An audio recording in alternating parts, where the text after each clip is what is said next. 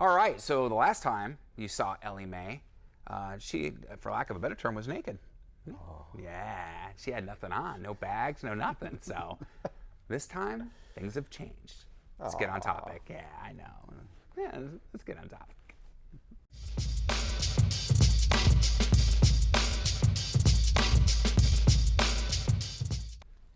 Hey everybody, it's Thomas with Get Out Arizona, and you are watching another exciting episode of Toolbox Topic. I'm joined once again by my co-host, Brandon Van Leuven. Brandon, how the hell are you? I'm fantastic. Nice. So it doesn't matter that you really can't see me. I know she's kind of in the way, but Ellie Mae does take, front and center stage on this episode. But you can see Brandon, and he's the true talent of the show. We've talked about this before. Former stunt double for Brad Pitt's butt in another lifetime. That's how he made the money to open up this shop, yeah. No, we're joking, guys. No, he's not. He's been a butt stunt double for quite a few movies, haven't you, Brandon? You gonna touch me, Brandon? Christmas is almost here. Oh, dude, it's what is that? The season finale. The season finale is coming up in 3 more episodes, because this is episode 47, 48, 49. 2 episodes is Christmas Day. The Christmas miracle will happen. Just accept it. All I can say is I'm glad you just didn't get your wiener stuck in your zipper. Can you imagine me just trying to get you to touch that every episode? It would definitely be a toolbox topic at that point. It's a kid's show, guys. It really is. You got to go back and find those other episodes. It truly is. So, but today we're going to talk about Ellie Mae.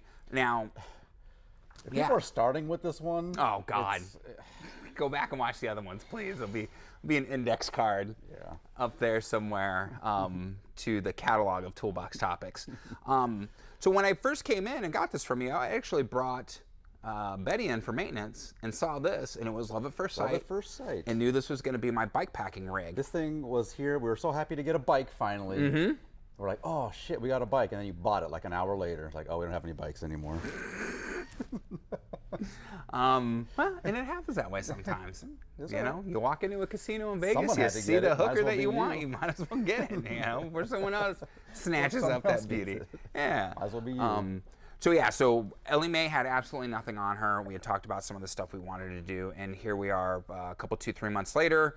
Definitely some several rides. You can see that we've added bags and racks, and we're going to start from the rear, and we're going to work our way up front. Hey, yeah, that's the way we do it. And the other way we do it is you hitting the like and subscribe button now, so you don't forget later towards the end of the video, or you get bored and you're like, I'm out of here, and I'm going to go eat that Hot Pocket. Get it out of the way. Yeah, just get it out of the way. Also hit the bell notification icon, so when new videos come up, you'll be one of the first to know. So, that being said, Old Man Mountain is actually the rack that I am using for my Ortlieb bags, pannier bags, and I'm going to move this and show you how, hopefully be able to show you how easy those come off. Now, I will tell you, I've been on quite a few trails, very bumpy, and these stay on, but you could see how easy those came off, and it's one of the great things about that Ortlieb design. But now you can really see this Old Man Mountain rack, and what I like about this is they send you a bike-specific through axle to support the weight of the rack. Nice. 70 pounds is what it's rated for. It's very durable. There's no flash on this thing whatsoever. As far as aesthetics go, it's one of the ugliest racks out there. But this thing is an absolute beast as far as what it's going to handle. Super happy with it. The installation was very easy to follow instructions, and they have a YouTube channel as well that shows how to do it on there. So if I were to add a front rack, which I don't think I'm going to do at this point, I'm pretty happy the way the setup is. I would go with another Old Man Mountain front rack. They have one for front suspension bikes specifically. So, but again, I don't think there's going to be a need for it. Now, these Ortlieb pannier bags, and I'm just going to go ahead. There's like taking a lot of area here. Have you tried putting a trunk bag on there and how it fits? Yes, I can. So actually what works best for me is putting my bike packing tent right here, because now I can have that weight off. It just cradles perfectly. And I got these bags for the amount that they hold, because I'm going to be taking not only bike packing gear, camping gear, but photography gear as well. So these are fairly large pannier bags. But the thing I do like about the Ortlieb design is they are waterproof. Now, some people don't like that roll. You have to roll it down and cinch it up. I do. I thought it was going to be inconvenient. It's actually very easy to use. And what I've been using right now to train for the bike packing rides is I've been putting dumbbells in these. And just so I can simulate that weight of the gear and everything. And it looks like it's got some good adjustability here for your stays. Yep. That's cool. That's a lot of adjustability. Oh yeah, you can see that. So, so far these have been phenomenal as far as the functionality and everything like that. Now on the front, in the frame, you can see now we have a Rogue Panda, which they're local here in Flagstaff. Link's going to be down below. Rogue Panda frame bag, custom frame bag. This was specifically made for this bike, and they will make a custom frame bag for any bike that you have. You just have to do the measurements, or they may already have a template on hand. And at some point, I'll be measuring Betty to do a little tiny little custom frame bag. I was surprised how inexpensive a custom bag. Right. It is not expensive at all. No. I was amazed. Yeah, and the quality is just phenomenal. Now this one is a double decker, as you can see, and I'm going to kind of step in front here. I've got a top portion, and there's a divider, and the bottom portion down here. I'm still kind of sorting out what I'm going to keep in these, and that's kind of it's the reason you go on the practice ride, so you can put different things in different bags and see how it's going to work. So when you do the real thing, you're not going, crap, right. This should really go here, or should go there. Fits in there so nice. Oh, yeah. Now, did you have an option to not have this kind of Right, webbing, so or you could can just actually do the webbing, or you could do Velcro. Now, Wyatt has the Velcro version, and he likes it. He says it's very snug and secure. I did this webbing because out of the different options, it's the most secure. Okay. And I figured, why not? Now, I will say that I had a little jerry can bag back here that I wasn't able to put back on because the Velcro strap has got a loop underneath and then loop again. Kind of disappointed about that. I did order a Revel 8 frame or seat bag. Good. It's a 2.5 liter, so I'm gonna try to put the spare tube and all the tools back in this bag. Now, if that one happens to be too small, Ortlieb actually makes a 4 liter. A little bigger. I'm not sure how crazy I am about that, but we'll see, because I'd like to keep the frame bag open for different things other than tools and stuff. Now, of course, coming forward on the bike, you can see that I have, and Brandon actually sells these here at the shop, the Revel 8 bag up front here. I love the accessibility that it gives. So easy while I'm riding, which I wouldn't necessarily recommend while you're doing it while you're riding, to store things in, and then it latches down closed. And then the feed bag, which is also amazing. The feed bag actually holds my phone, dude. A lot of places with you. Yeah. And I use the little mesh pockets for the bars and everything, which I'm going to also link the index card up top here somewhere for the episode we did for the bars and the nutrition and the goo packs and everything like that, because the espresso bean one is my new favorite. And it's an eye-opener. Yeah, some of the bars that I've gotten here, and I've really been on the longer rides, those 25 plus mile rides on the trail and the longer canal rides that I do, man, every hour and 15 minutes, man, I'm doing a packet and a bar and everything, and it's really made a difference. So I'll link that up top, because bike packing is all about the endurance, getting to where you need to get to rest and everything. Now on the front of the bag, I know you guys can't see it quite that well, but I do have an Ortlieb quick release bag that I just received. I'm really excited about this. Tomorrow's going to be the first ride where this bag's going to be on front. I'm going to put some weight in here. This is a 10 liter bag. It is waterproof, that same roll style. A little tricky initially on the first getting it on there, but once you get it adjusted for it, it's super easy. Yep. Got it. Yeah, kind of set it and forget it. Like the Ronco. And you said that, like what? Like the Ronco. You set it and forget it. Don't you remember those, dude? That infomercial? Like the rotisserie, the Ronco rotisserie. The Ronco? Yeah. No. You set it and forget it. Man. That was the big catch for everything they were cooking on that damn thing. You just set it and forget it, the audience would go. Yeah. Jeez. Yeah, it's kind of interesting. I feel like I missed out. Yeah, that happens. So, anyways, so that one doesn't come off quick release then. This one comes off quick release. You just had to adjust it initially. All right. these two little straps and the little hooks and everything like that. So, but now it's adjusted for the front handlebars. So, where are you buying this Ortlieb stuff? Just direct? yeah, because you guys can't get it. Right. So I had. I know you would if you could, but I just didn't know if they had a retailer. They actually don't have a local retailer here in Arizona, so what I've had to do is go to their site. And when you're on their site, initially it takes you to their international site, even though I'm in Arizona. And then on the side, the drop-down menu, you choose what region you're in. Cool. Do United States, and then it takes you direct. Now, those pannier bags I bought direct. This bag, the quick release bag, I actually bought from REI, so I get my REI points. Good. You know, but it was one of those things they didn't have in stock at REI. I still had to order it as far as that goes. And again, Rogue Panda, you know, they're a local company up in Flagstaff, which I'll have the link down below for them. Got to support the local small businesses, you know, when you can. It's not always possible, we know that, but definitely when you can. So now some of the upgrades that Brandon and I have talked about, the hub set and the rims at some point, and that'll come after the first of the year.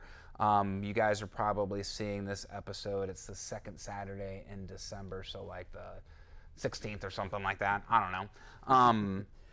So after the first of the year, I'll start researching those Chris King hubs. Oh yeah. Those are going to be nice with a set of carbon rims and some really nice spokes to hold up with the additional weight from the pack and everything. And also something that I'm looking at, which I'll talk to you and I'll talk to Wyatt later on today, is, and I've seen a lot of the bike packers, though, seriously doing a gravel style drop bar with a drop bar for different position. Now, I really like the way that my cockpit is set up for the most part. There's a couple tweaks here and there that I still need to do. Now, if I can get a set of aero bars to fit, I might stay with this initial setup, but it's gonna be kind of hard. So this is where, now that the broad strokes are done, that refinement has to come into play, and there's gonna be some experimentation going on here. The integrated ones are pretty nice. There's a bunch of integrated. Yeah, and I've seen those. I don't know how that's going to mesh well with your front packs and such, but we can look into that. And I've looked at some of those. The problem is a lot of those aren't wide enough for me, because I got that 820 is where I'd like to be on the flat bar. So yeah, so this is the refinement stage, ladies and gentlemen. Now, here in a couple, 2-3 months after we've refined the cockpit and built those rims, which that'll be a show in and of itself, building a wheel set from scratch. We'll do another update on Ellie Mae 3.0 and getting ready for that first bike packing adventure. Now, it's gotten a little cold here in Arizona. The nights are down into the 50s. Up north, down into the low 40s, upper 30s. And granted, I'm doing a backpacking trip in the Grand Canyon in January. It's like 20 degrees in the Grand Canyon this yesterday. Yeah, that's what they told me. So, so I still might do a bikepacking trip before year's end. More than likely, it's not going to happen until after the first of the year, though. A lot of moving parts going on right now with Get Out Arizona. So, but stay tuned. That is going to be coming. So, Brandon, that's it. Yeah, one last she's getting there. That I was curious about to consider. You're going to put a bag underneath here. How often do you use a dropper post, and are you concerned that your bag is going to limit? Because when you have crap here and a bag, it limits how far you can drop. That you can't use your dropper post? So that's a very good question. One of the reasons why I chose the Revelate bag is because it was that just under 2.5 liter, between 2 and 2 liters. So it's still fairly compact. And what I'm going to hopefully put back here is tube, you know, in case there's a gash, you know, here. The plugs, chain breaker, all those tools that you would have. Now, I don't use the dropper post all that often because of the terrain I'm riding with this. It's not nearly like the terrain I'm riding on Betty, you know, the rail. So you're okay accepting that you're not going to get... It's going to be limited. Yeah. You know, I'm only going to be able to drop it down so far. And part of bike packing, you know, you get some rough terrain. If you have to get off and walk, you get off and, you know, push it, which like I do on the other bike anyways if the terrain gets too rough. So I'm not scared about that. I really don't want to overload this, though, and have it be any more limited than it's already going to be. A lot of times what I'll do is I'll just slightly drop it to kind of change that seating position, and then I'll bring it back up just to help with the hips and pelvic area as far as changing it up some. So, but no, that's a great question. You can get shims and such that limit the travel, so you don't have to think about it. Right. So that could be an option. I'm not sure what post you have in there, but it's the stock one that came with it. Yep, So there are some stoppers that you can get that, just so you don't have to worry about smashing your stuff. Right. In the back. Chunk. Yep. Well, and the way that Reveille bag sits up in here, it has a bracket system, so it should be pretty darn tucked up there. So yeah, so we'll see as far as that goes. Sounds like you've covered it.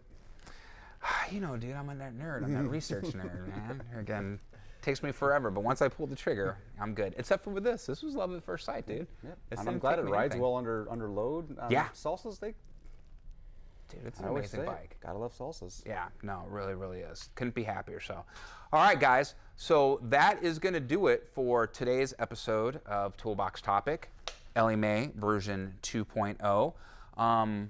Brandon, anything else you want to add before? No, good job, man. It's looking good, shaping up real nice. It's getting there. I'm excited about it. I do want to give thanks, obviously, to Brandon, and I want to give thanks to Kale, who actually just came in, and I think we're going to do a short episode here, and to Wyatt, too, who's definitely been my inspiration to get out of my comfort zone and start doing some bike packing and exploring that's sweet. Yeah, so want to give credit where credit's due. So, all right, guys. So a couple things. One, don't forget to hit the like, the subscribe, and the bell notification icon. Helps out the video, helps out the channel, and you'll be kept up to date on all the new videos that we post. Two, there's some links down below.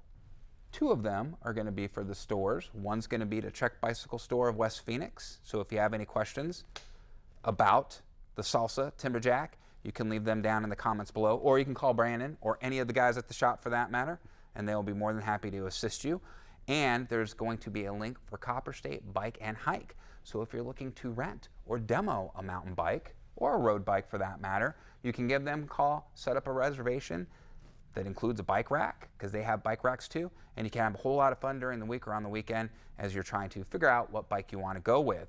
There's also links to our social media. That would be Instagram, that would be Facebook, and TikTok. So if you want to keep up on the day-to-day affairs of Get Out Arizona and our shenanigans, group rides, group hikes, that's where you're going to find that information. So, click those links and start following us there. We'd really appreciate it. Brandon, that's it, man. Cool, man. Yeah. What do we always say? Be kind to yourself and others. Be amazing stewards out on that trail. And we have to ask, what are you waiting for? Get Out Arizona. Yeah. We'll see you on that next adventure. Brandon, thanks for everything, man. Cool, I appreciate have a great it. weekend. We'll see you next week. See ya. Take care, guys.